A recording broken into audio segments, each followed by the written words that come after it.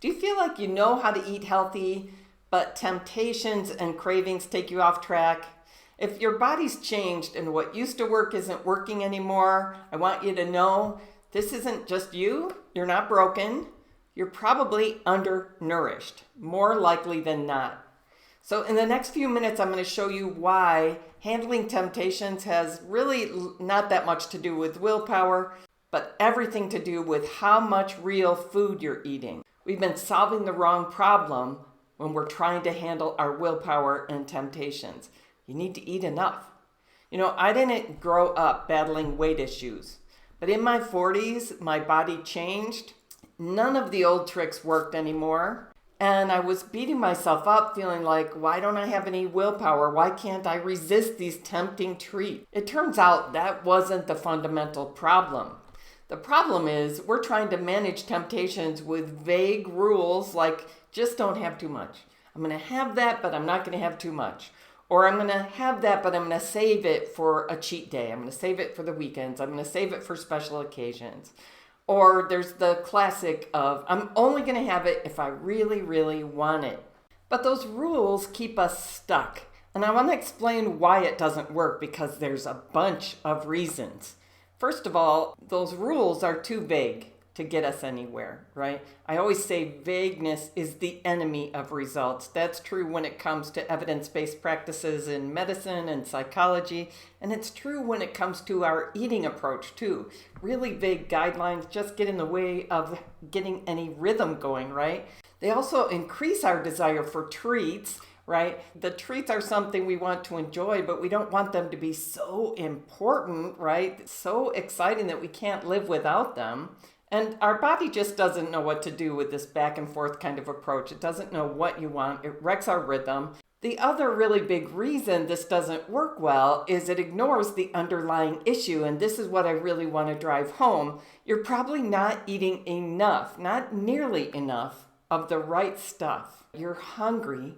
Your body isn't well fed. You're getting enough calories, but you're not getting enough nutrient-dense real food. So your body doesn't trust you and it doesn't want you to stop eating. So it turns up the volume on hunger and cravings, especially for fast fuels like chips or sugar or alcohol. So that's a lot of reasons why these approaches are going to backfire. It's not you, it's the approach you're using. So there's 3 steps to solving this that are completely different from what you're being told. The first one is you need to eat more real food at meals. The approach is not, I'm going to have a tiny plate of cottage cheese and fruit, or I'm going to have a smoothie in place of breakfast, or if I can skip meals, that's good. That's not the solution to this problem.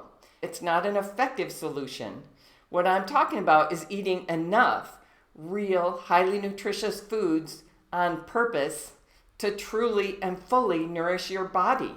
So you're not extra hungry, you're not tempted to eat between meals all the time. You probably don't realize this, but most of us have been undernourishing for years, walking around vulnerable and extra hungry. It's no wonder we're being tempted all the time to eat. We're undernourished, we're hungry. And we didn't even realize this. So that's the first part of the solution. The second part is simple. You've probably done it before. It's remove or reduce the triggers in your environment. Like, don't let there be temptations in your kitchen and in your office, etc., that are shouting at you all the time. Maybe take the wine out of the house. That's one thing I did. Flip over the dessert menu. I don't need that chocolate cake yelling at me while I'm trying to eat real food, right? I always think of my friend Kim, who decided she had to take a different route to work because the temptation of stopping at Starbucks to get a sweetened coffee and a pastry every day was so compelling to her. She decided, I'm just not even going to go that way. It's too tempting. So give yourself an environment that supports your choices.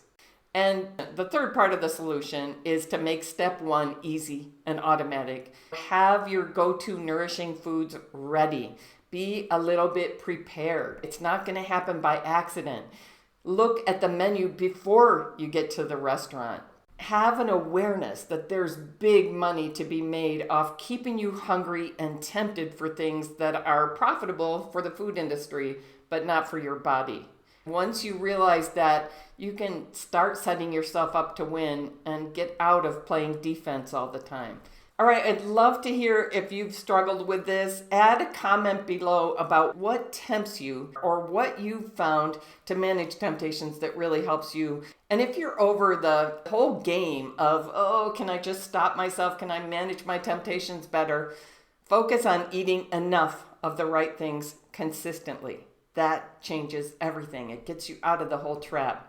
Now, inside my book, Slender for Good After 50, Eat More, Stress Less, and Never Diet Again, I show you exactly what and how much to eat of the nutritious foods, fruits and vegetables and proteins and fats and whole grains. How much of those do you need to eat so that extra hunger and temptations are not such an issue? And so your body starts going, thank you. It starts relaxing. You can stop fighting. Food can become nourishing and peaceful again. Okay, remember, keep it simple, keep it wise, and keep your spark alive.